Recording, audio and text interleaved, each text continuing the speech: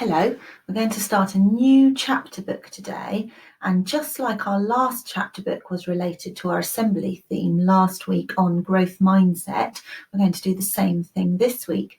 So this week's assemblies are going to be to do with a very special celebration called VE Day, and that is on Friday the 8th of May.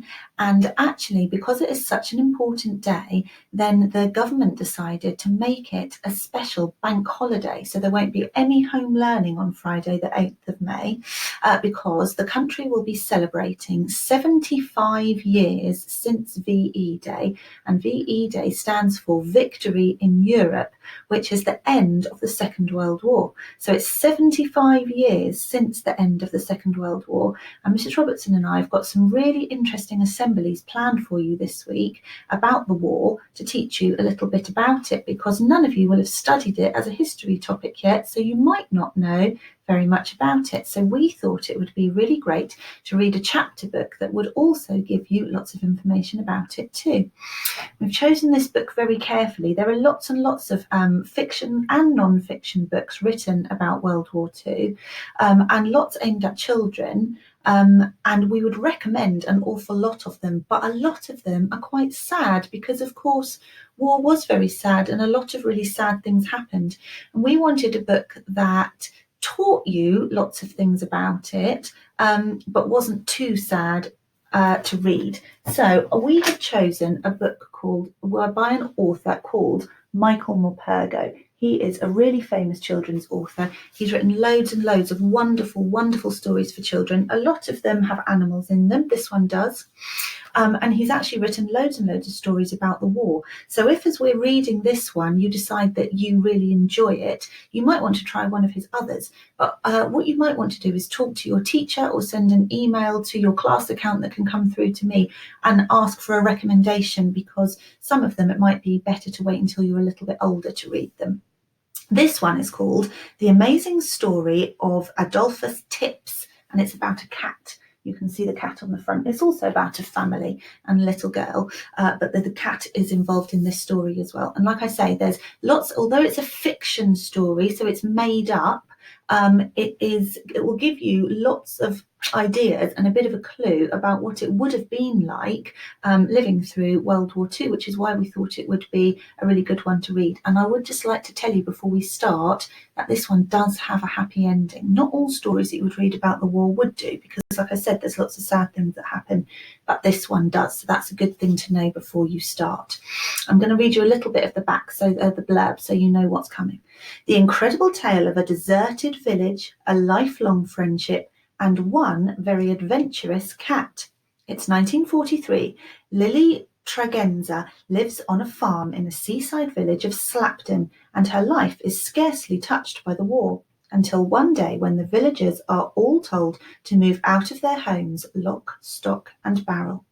Soon the whole area is out of bounds as the Allied forces prepare to invade France. But Tips, Lily's adored cat, has other ideas and returns to the forbidden area. Frantic to help her, Lily decides to enter the danger zone to look for Tips herself. Okay, so that's what's going to happen in the story. And what I'm going to do is I'm going to read the first bit, and then I'm going to ask some of the other teachers and the staff to share it with me so that you can hear from lots of people and not just me all of the time. I'm going to read you the first part, okay? So, I first read Grandma's letter over 10 years ago when I was 12. It was the kind of letter you don't forget. I remember I read it over and over again to be sure I'd understood it right. Soon everyone else at home had read it too. Well, I'm gobsmacked, my father said. She's unbelievable, said my mother. Grandma rang up later that evening. Bowie, is that you, dear? It's Grandma here. It was Grandma who had first called me Bowie. Apparently Bowie was the first word she ever heard me speak. My real name is Michael, but she's never called me that. You've read it then, she went on. Yes, Grandma. Is it true, all of it? Of course it is, she said with a distant echoing chuckle. Blame it on the cat if you like, Bowie, but remember one thing, dear. Only dead fish swim with the flow, and I'm not a dead fish yet, not by a long chalk. So it was true, all of it. She really had gone and done it. I felt like whooping and cheering, like jumping up and down for joy. But everyone else still looked as if they were in a state of shock. All day, aunties and uncles and cousins had been turning up, and there'd been lots of tutting and shaking of heads and muttering. What does she think she's doing? And at her age, Grandpa's only been dead a few months, barely cold in his grave. And to be fair, Grandpa had only been dead a few months, 5 months and 2 weeks to be precise. It had rained cats and dogs all through the funeral service, so loud you could hardly hear the organ sometimes. I remember some baby began crying and had to be taken out. I sat next to Grandma in the front pew, right beside the coffin.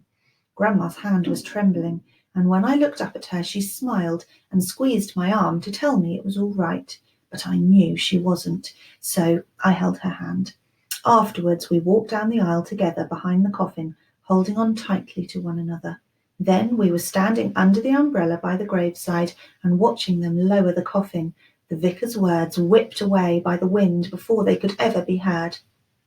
I remember I tried hard to feel sad, but I couldn't.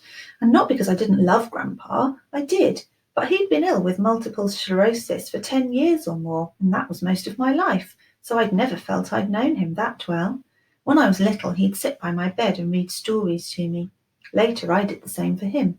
Sometimes it was all he could do to smile. In the end, when he was really bad, Grandma had to do almost everything for him. She even had to interpret what he was trying to say to me because I couldn't understand any more. In the last few holidays I spent down at Slapton, I could see the suffering in his eyes. He hated being the way he was, and he hated me seeing the way he was too. So when I heard he died, I was sad for Grandma, of course. They'd been married for over 40 years. But in a strange way, I was glad it was finished, for her and for him. After the burial was over, we walked back together along the lane to the pub for the wake, Grandma still clutching my hand. I didn't feel I should say anything to her in case I disturbed her thoughts, so I left her alone. We were walking under the bridge, the pub already in sight, when she spoke at last. "He's out of it now, Bowie," she said, "and out of that wheelchair too. God, how he hated that wheelchair. He'll be happy again now. You should have seen him before, Bowie. You should have known him like I knew him. Strapping great fellow he was, and gentle too, always kind. He tried to stay kind right to the end. We used to laugh in the early days. How we used to laugh. That was the worst of it in a way. He just stopped laughing a long time ago when he first got ill. That's why I always loved having you to stay, Bowie. You reminded me of how he had been when he was young. You were always laughing, just like he used to in the old days, and that made me feel good. It made Grandpa feel good too. I know it did." It wasn't like Grandma at all. Normally with Grandma, I was the one who did the talking. She never said much. She just listened. I'd confided in her all my life. I don't know why, but I found I could always talk to her easily, much more easily than with anyone at home. Back home, people were always busy. Whenever I talked to them, I'd feel I was interrupting something. With Grandma, I knew I had her total attention. She made me feel I was the only person in the world who mattered to her. Ever since I could remember, I'd been coming down to Slapton for my holidays, mostly on my own. Grandma's bungalow was more of a home to me than anywhere, because we'd moved house often, too often for my liking. I'd just get used to things, settle down, make a new set of friends, and then we'd be off, on the move again. Slapton summers with Grandma were regular and reliable, and I loved the sameness of them, and Harley in particular. Grandma used to take me out in secret on Grandpa's beloved motorbike, his pride and joy, an old Harley Davidson. We called it Harley. Before Grandpa became ill, they would go out on Harley whenever they could, which wasn't often. She told me once those were the happiest times they'd had together. Now that he was too ill to take her out on Harley, she'd take me out instead. We'd tell Grandpa all about it, of course, and he liked to hear exactly where we'd been, what field we'd stopped in for our picnic, and how fast we'd gone. I'd relive it for him, and he loved that, but we never told my family. It was to be our secret, Grandma said, because if anyone back home ever got to know she took me out on Harley, they'd never let me come out to stay again. She was right, too. I had the impression that neither my father, her own son, nor my mother really saw eye to eye with Grandma. They always thought she was a bit stubborn, eccentric, irresponsible even. They'd be sure to think that my going out on Harley with her was far too dangerous. but it wasn't. I never felt unsafe on Harley, no matter how fast we went. The faster the better. When we got back, breathless with excitement, our faces numb from the wind, she'd always say the same thing. Supreme, Bowie. That was just supreme. When we weren't out on Harley, we'd go on long walks down to the beach and fly kites, and on the way back we'd watch the moorhens and coots and herons on Slapton Lea. We saw a bittern once. Isn't that supreme? Grandma whispered in my ear. Supreme was always her favourite word for anything she loved, for motorbikes or birds or lavender. The house always smelt of lavender. Grandma adored the smell of it, the colour of it. Her soap was always lavender, and there was a sachet in every wardrobe and chest of drawers to keep the moths away, she said.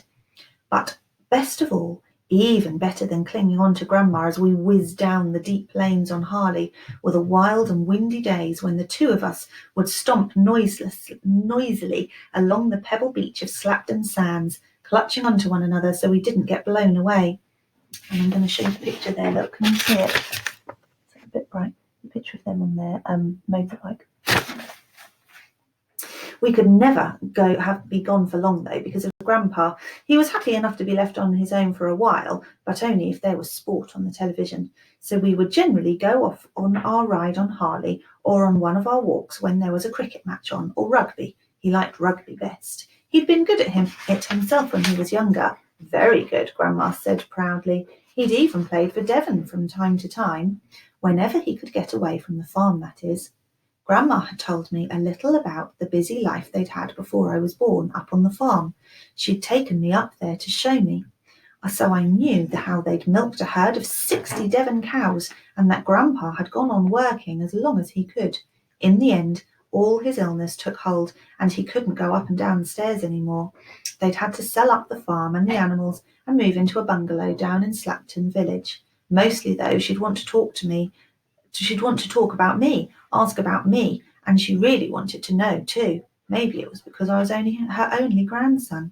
She never seemed to judge me either, so there was nothing I didn't tell her about my life at home, or my friends, or my worries. She never gave advice, she just listened. Once I remember she told me that whenever I came to stay it made her feel younger. The older I get, she said, the more I want to be young. That's why I love going out on Harley, and I'm going to go on being young till I drop, no matter what. I understood well enough what she meant by no matter what. Each time I'd gone down in the last couple of years before Grandpa died, she'd looked more grey and weary. I would often hear my father pleading with her to have Grandpa put into a nursing home, that she couldn't go on looking after him on her own any longer. Sometimes the pleading sounded more like bullying to me, and I wished he'd stop. Anyway, Grandma wouldn't hear of it. She did have a nurse who came in to bath Grandpa each day now, but Grandma had to do all the rest all by herself, and she was becoming exhausted. More and more of my walks along the beach were alone nowadays. We couldn't go out on Harley at all. She couldn't leave Grandpa even for 10 minutes without him fretting, without her worrying about him. But after Grandpa was in bed, we would either play Scrabble, which she would let me win sometimes, or we'd talk on late into the night. Or rather, I would talk and she would listen. Over the years, I reckon I must have given Grandma a running commentary on just about my entire life, from the first moment I could speak all the way through to my childhood. But now, after Grandpa's funeral, as we walked together down the road to the pub, with everyone following behind us, it was her turn to do the talking, and she was talking about herself, talking 19 to the dozen, as she'd never talked before. Suddenly, I was the listener. The wake in the pub was crowded, and of course everyone wanted to speak to Grandma, so we didn't get a chance to talk again that day, not alone. I was playing waiter with the tea and coffee and plates of quiches and cakes. When we left for home that evening, Grandma hugged me especially tight, and afterwards she touched my cheek as she'd always done when she was saying good night to me before she switched off the light. She wasn't crying, not quite. She whispered to me as she held me, "Don't you worry about me, Bowie dear," she said. There's times it's good to be on your own. I'll go for rides on Harley. Harley will help me feel better. I'll be fine." So we drove away and left her with the silence of her empty house all around her. A few weeks later, she came to us for Christmas, but she seemed very distant, almost as if she were lost inside herself. There, but somehow not there. I thought she must still be grieving, and I knew that was private, so I left her alone and we didn't talk much. Yet strangely, she didn't seem too sad. In fact, she looked serene, very calm and still, a dreamy smile on her face, as if she was happy enough to be there, just so long as she didn't have to join in too much. I'd often find her sitting and gazing into space, remembering a Christmas with Grandpa, perhaps, I thought, or maybe a Christmas down on the farm when she was growing up. On Christmas Day itself, after lunch, she said she wanted to go for a walk, so we went off to the park, just the two of us. We were sitting watching the ducks on the pond when she told me. "I'm going away, Booey," she said. "It'll be in the new year, just for a while." "Where to?" I asked her. "I'll tell you when I get there," she replied. "Promise, I'll send you a letter." She wouldn't tell me any more, no matter how much I badgered her. We took her to the station a couple of days later and waved her off. Then there was silence. No letter, no postcard, no phone call. A week went by, a fortnight. No one else seemed to be that concerned about her. But I was. We all knew she'd gone travelling. She'd made no secret of it, although she'd told no one where she was going. But she had promised to write to me, and nothing had come. Grandma never broke her promises, never. Something had gone wrong, I was sure of it. Then one Saturday morning I picked up the post from the front doormat. There was one for me. I recognised her handwriting at once. The envelope was quite heavy too. Everyone else was soon too busy reading their own post, but I wanted to open Grandma's envelope in private. So I ran upstairs to my room, sat on the bed and opened it. I pulled out what looked more like a manuscript than a letter, about 30 or 40 pages long at least, closely typed. On the cover page she'd sellotaped a black and white photograph, more brown and white really, of a small girl who looked a lot like me, smiling toothily into the camera and cradling a large black and white cat in her arms. There was a title, The Amazing Story of Adolphus Tips, with her name underneath, Lily Tregenza. Attached to the manuscript by a large multicoloured paperclip was this letter. And the letter, I don't know if you can see that, has been written in italics because this bit's supposed to be written by Grandma. Dearest Billy, this is the only way I could think of to explain to you properly why I've done what I've done. I'll have told you some of this already over the years, but now I want you to know the whole story. Some people will think I'm mad, perhaps most people. I don't mind that, but you won't think I'm mad, not when you've read this. You'll understand, I know you will. That's why I particularly wanted you to read it first. You can show it to everyone else afterwards. I'll phone soon, when you're over the surprise. When I was about your age, and by the way, that's me on the front cover with tips, I used to keep a diary. I was an only child, so I talked to myself in my diary. It was company for me, almost like a friend. So what you'll be reading is the story of my life as it happened, beginning in the autumn of 1943, during the Second World War, when I was growing up on the family farm. I'll be honest with you, I've done quite a lot of editing. I've left bits out here and there because some of it was too private or too boring or too long.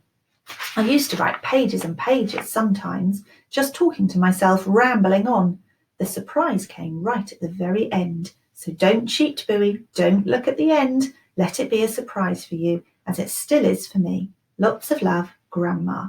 P.S. Harley must be feeling very lonely all on his own in the garage. We'll go for a ride as soon as I get back, as soon as you come to visit. Promise.